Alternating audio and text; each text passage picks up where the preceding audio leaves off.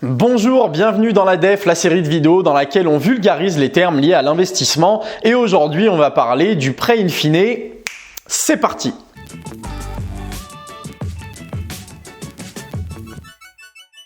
Le prêt in fine, comment ça fonctionne? Alors, il faut savoir qu'il y a deux manières d'emprunter de l'argent à la banque. Imaginons deux situations dans lesquelles vous souhaiteriez emprunter 100 000 euros. Première situation, vous gagnez 3 000 euros par mois, donc vous avez le droit de vous endetter à hauteur de 1 000 euros par mois et vous avez 500 euros de crédit à l'heure actuelle. D'accord? Donc il vous reste une marge de 500 euros pour faire d'autres emprunts. Avec 500 euros, vous pouvez emprunter 100 000 euros à la banque avec les taux actuels sur 20 ou 25 ans. Et donc ça veut dire quoi? Ça veut dire que tous les mois, vous allez rembourser une somme fixe constituée d'une partie de capital et d'une partie d'intérêt. Je m'explique. La banque, elle va vous prêter 100 000 euros sur 20 ans, admettons. Si on rembourse 500 euros par mois pendant 20 ans, ça veut dire quoi? Ça veut dire que si on fait le calcul, 500 euros par mois, ça fait 6 000 euros par an. 6 000 euros par an pendant 20 ans, ça fait 120 000. Or, vous avez emprunté 100 000. Les 20 000 euros d'écart, c'est la rémunération de la banque. Elle vous prête de l'argent, donc elle vous demande un taux d'intérêt en échange pour payer le fait qu'elle vous ait avancé cet argent. Les 20 000 euros, ils sont pas répartis de manière régulière sur les 20 années. C'est pas, par exemple, 400 euros de remboursement de capital et 100 euros de remboursement d'intérêt pendant les 20 ans. Ça va être, au début, vous remboursez 250 d'intérêt, 250 de capital, puis 200 d'intérêt, 300 de capital, puis etc. Ça va descendre et à la fin, ce sera 20 euros d'intérêt, 480 de capital. En fait, dans ce schéma, ça permet à la banque de se rémunérer en première. Elle demande beaucoup d'intérêt, comme ça, si vous n'allez pas au bout du prêt, elle au moins, elle s'est payée au niveau de ses intérêts assez rapidement.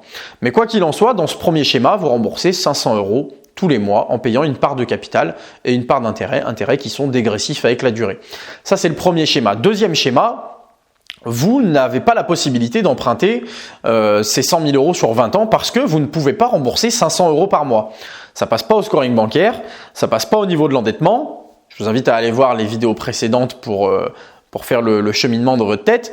Donc, vous n'avez pas la situation pour rembourser 500 euros par mois comme le premier exemple. Qu'est-ce qui se passe?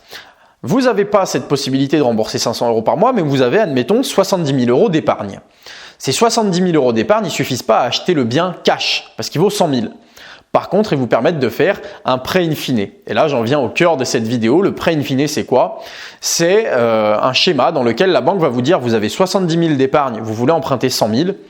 Vous allez prendre les 70 000, les mettre sur une assurance vie que vous allez ouvrir chez nous. Ces 70 000, ils vont travailler pendant 15 ans, par exemple. Dans 15 ans, ils se seront transformés en 100 000.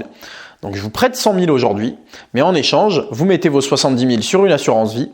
Et dans 15 ans, quand ils se seront transformés en 100 000, c'est nous qui récupérons l'argent. Vous voyez l'idée? Donc, en fait, vous remboursez que des intérêts pendant les 15 années. Et à la fin, en une seule fois, vous remboursez les 100 000 de capital grâce aux 70 000 placés sur l'assurance vie qui ont produit des intérêts qui se sont transformés en 100 000. Voilà, ça c'est le schéma du prêt in fine. Ça veut dire que vu que vous remboursez que des intérêts pendant 15 ans, peut-être que ces intérêts, vu qu'ils sont lissés sur la durée, pour le coup, contrairement au prêt amortissable que je prenais dans le premier exemple, eh bien ça représente peut-être 100 euros. Donc vous ne pouviez pas rembourser 500 euros par mois, mais 100 euros vous pouvez. Ça passe à l'endettement, ça passe au scoring bancaire. Voilà, donc ça c'est vraiment pour schématiser. J'espère que c'était suffisamment clair pour le prêt in fine. C'est quelque chose qui se fait pas souvent, on en fait beaucoup moins que des prêts amortissables, mais ça peut arriver dans certaines situations. Ça peut être intéressant à mettre en place pour certains clients. Nous, on en a qui l'ont fait, qui en sont très satisfaits. Ça permet également, dans le cadre d'un investissement, d'augmenter drastiquement son cash flow. Parce que si j'ai 1 000 euros de loyer et 500 euros de crédit pour un prêt amortissable, j'ai que 500 euros dans la poche. Bon, après, il y a des charges, etc. Mais si j'ai que 100 euros qui constituent que les intérêts du prêt in fine à rembourser, j'ai 900 euros de cash flow dans la poche. D'accord?